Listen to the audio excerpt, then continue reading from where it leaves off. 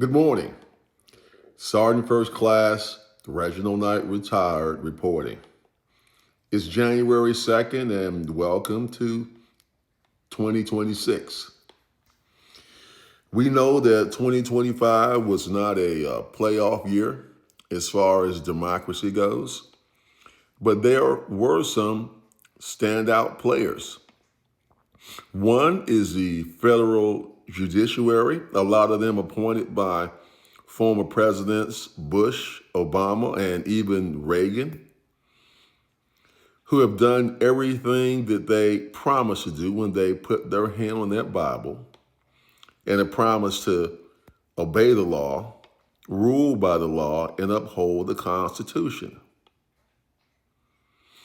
Those judges are the only reason why we're not seeing goose-stepping ICE agents parade down Washington, D.C., at least not yet. But I think that the MVP in the judiciary last year was Jack Smith. Jack Smith refused to bend to all sort of slander and pressures, and he has published finally his 255-page report on the insurrection of January 6th, and it is a blistering indictment of Donald Trump. In fact, he states in no uncertain terms that Donald Trump was the architect of the attempted insurrection, and it could not have occurred without his help.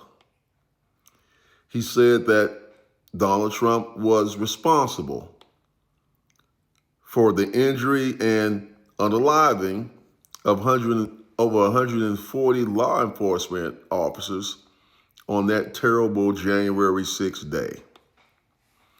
Now, the reason why I am starting out 2026 by giving them a pat on the back and their flowers now is that the federal judiciary has been under a lot of pressure to turn a blind eye and turn the other cheek and bend to the whims of this racist regime. I really can't count it an administration, but they have refused to do that. Some have been threatened. Others have had their homes firebombed, and others have actually lost their lives in defense of democracy and the law as we know it. If it wasn't for the judiciary, a lot of the ICE agents who have invaded cities throughout America and rollout of the National Guard to police law-abiding citizens will continue to occur with reckless abandon. But as of this morning, National Guard troops are being recalled back to their home states, and people are looking at this internal invasion from a different set of eyes. And it's all because those men and women with integrity have stood up to this totalitarian government.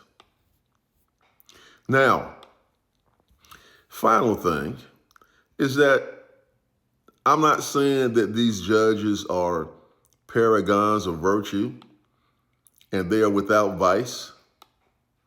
In fact, a lot of the people in this administration work 24/7 to try to find information to make them look like something that they're not. I believe as the year progresses and as people see just how deep a hole this administration has dug this nation into, financially, militarily, morally, that the federal judges are going to be even more pressed, and we're going to have to lean on them even harder to keep this democracy alive.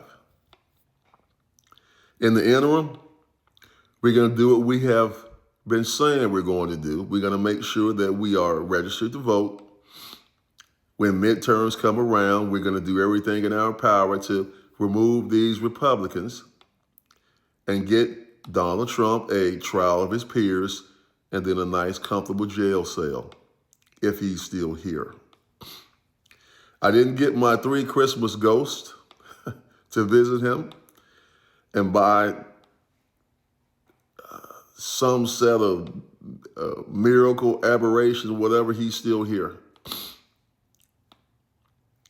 But this first report in 2026, I give a shout out to the federal judiciary, because they are the only body that is keeping this democracy afloat right now.